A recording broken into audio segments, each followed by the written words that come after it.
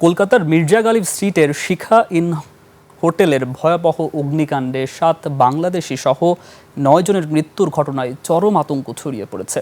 এই ঘটনার পর নিরাপত্তা ও লাইসেন্সহীন হোটেলগুলোর বিরুদ্ধে ব্যবস্থা নেওয়া শুরু করেছে প্রশাসন। ঝুঁকিপূর্ণ ১১টি হোটেল ইতোমধ্যেই বন্ধ করে দেওয়া হয়েছে। বাংলাদেশি সহ অনেক পর্যটক তাদের কলকাতা তথা পশ্চিমবঙ্গ ভ্রমণ স্থগিত করে দেশে ফেরার প্রস্তুতি নিচ্ছেন।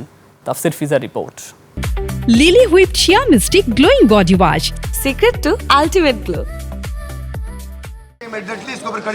গত মঙ্গলবার মধ্যরাতে কলকাতার মির্জা গালিব স্ট্রিটের শিখা ইন হোটেলের অগ্নিকাণ্ড ভয় তৈরি করেছে বাংলাদেশি পর্যটকদের মধ্যে। টাইমস অফ ইন্ডিয়া ও আনন্দবাজার পত্রিকা বলছে, এই ঘটনার পরপরই কলকাতায় অবস্থানরত প্রিয়জনদের দ্রুত দেশে ফিরে আসার তাগিদ দিচ্ছে বাংলাদেশিরা।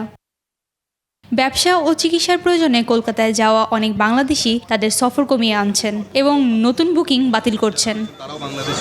শুক্রবার নিউ মার্কেট এলাকায় যৌথ অভিযান চালায় দমকল ও পুলিশ।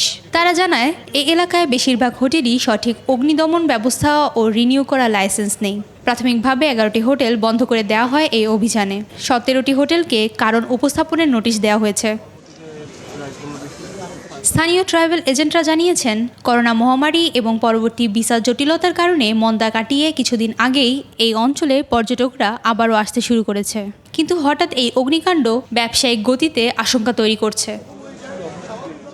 এদিকে শিখা ইন হোটেলে আগুনে নিহত ৭ বাংলাদেশির মরদেহ দেশে ফিরানোর প্রক্রিয়া শুরু হয়েছে। বৃহস্পতিবার শেষ হয়েছে ময়নাতদন্ত। কলকাতায় বাংলাদেশি উপকমিশন জানিয়েছে, দেবাশিস দত্তের পরিবারের একজন সদস্য সেখানে পৌঁছেছেন, আর অন্যদের পরিবারের সদস্যরা কলকাতায় পৌঁছালে তাদের মরদেহ ফেরানোর প্রক্রিয়া শুরু হবে। তবে কয়েকজনের পাসপোর্ট আগুনে পুড়ে যাওয়ায় নথিপত্রের প্রক্রিয়ায় কিছুটা সময় লাগতে পারে। তাফসির ফিজা, ২১ টেলিভিশন।